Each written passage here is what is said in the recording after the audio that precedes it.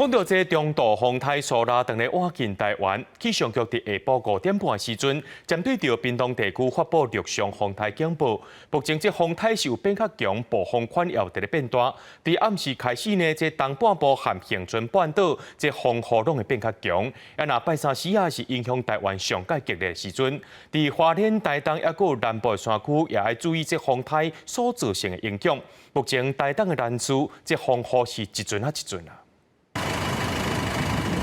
早到8树间，台东伫上乡公所赶伫苏拉风台侵袭进前，伫金城武树4棵回正风林进行风台准备，同时封闭道路，禁止人车通行。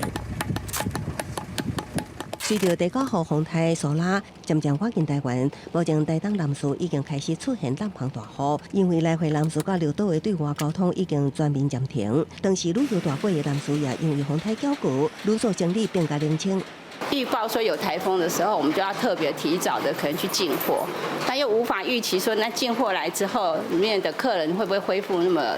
跟平日一样那么多，所以有时候食材的一个预备也是蛮麻烦的。因为气象局已经发布海警，南势岛上真侪观光景点拢关闭，旅客行程被迫取消，真侪人烦恼风台过了后会面临关岛困境。根据中央气象局指出，目前苏拉风台强度变强，暴风可变大，有5拜日暗开始，东北部甲恒春半岛雨势愈换愈明显。气象局伫29下昼5点半发布陆上风台警报。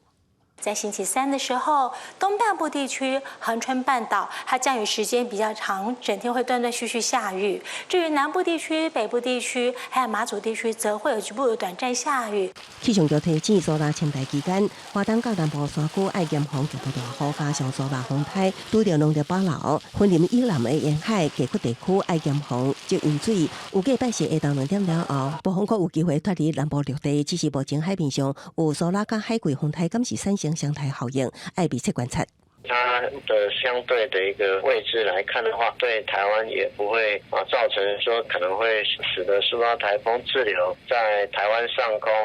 3-4天，或者是说苏拉台风又来一个回马枪。气象专家预测，目前苏拉甲海葵这2个风台也有一段距离，加上海葵风台结果无苏拉10北，预测3相台效应几率低。统计到今仔日下昼2点。国内线航线取消，8下车自回轮机国际甲两岸航线无受影响。记者综合报道。